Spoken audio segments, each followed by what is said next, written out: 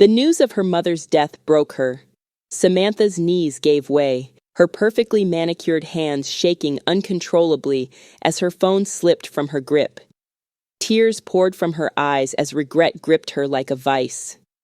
For the first time in her life, Samantha did not care who was watching. She didn't care about appearances or reputations anymore. She had lost the most important person in her life. She dropped everything, jumped into her car, and drove to the hospital, weeping uncontrollably at every red light.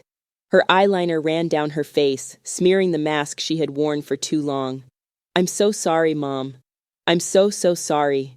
I was such a bad daughter," she said continuously. At the hospital, she found Oprah's body lying peacefully, as if in sleep. Charmaine was seated by her side, quietly holding their mother's hand. Samantha dropped to her knees beside the bed and sobbed, her cries echoing through the corridors. "What kind of daughter was I?" she whispered through clenched teeth. "I didn't even know you were this sick. I wasn't there for you, Mom. I wasn't there."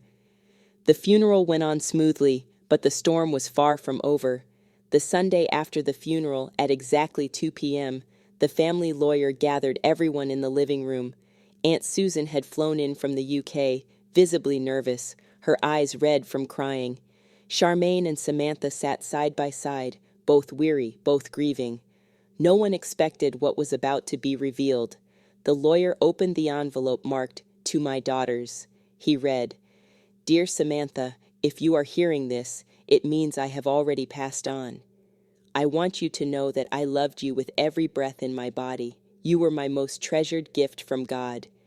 Even when you resented me, even when you wished for a richer mother, I loved you. I forgave you before you ever asked. I sacrificed everything I had for you, my dreams, my savings, my health, because you were mine." Samantha began to cry again, this time harder. Her chest heaved as the room blurred through her tears. "I leave you our house and the store. You may sell them if they are not up to your standards. I understand. You always wanted more. But I give you all I have because you are my only biological daughter. Yes, Samantha, you are my only child by blood." There was a stunned silence in the room. Charmaine's eyes widened.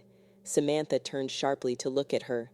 The lawyer continued, "Charmaine is not your sister by blood. She is the daughter of Aunt Susan, my dearest friend, who left her in my care when she moved to the UK over 20 years ago. I raised her as my own.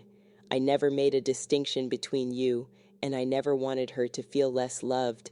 I believe she never did. I trust Aunt Susan will now explain what kept her away."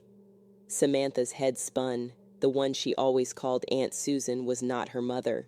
She was. And Charmaine, the girl she always thought of as her poor little sister, was not her sister at all, and was born into wealth. To Charmaine, the lawyer read, "Thank you for being the kindest soul. You stood by me till the end. You loved me without question, without blood, and without reward. I leave you an account I had been saving for you and trust that your mother, Susan, will now support your journey as she always wished to. I love you both deeply. Love, Oprah." A heavy silence hung in the room. Aunt Susan sobbed and reached for Charmaine's hand. "I'm so sorry," she whispered. "I was young, I was confused. I had immigration issues and couldn't return. Oprah promised to raise you as her own, and she did. Beautifully. I've been sending money every month, hoping to return one day. Can you ever forgive me?" Charmaine, still in shock, nodded slowly.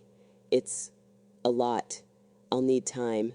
For the record, Oprah will always be my mom." In the months that followed, everything changed.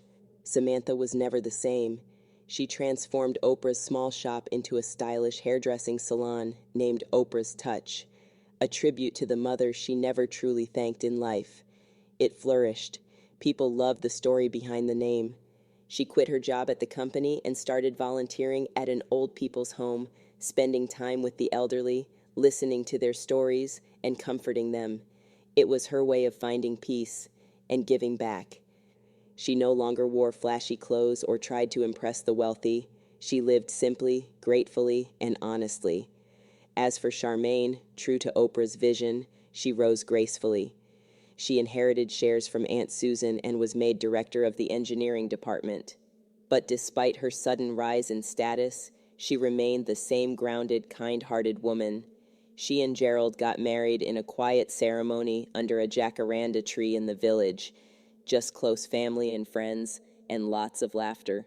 No luxury cars, no designer gowns, just love. The moral of the story is, true wealth is not measured by the price of your shoes or the car you drive, but by the love you give, the hearts you touch, and the lives you change. Don't wait until it's too late to say, I love you, because sometimes the richest people are the ones who live the most simply. Follow, like, and share this story and inspire others.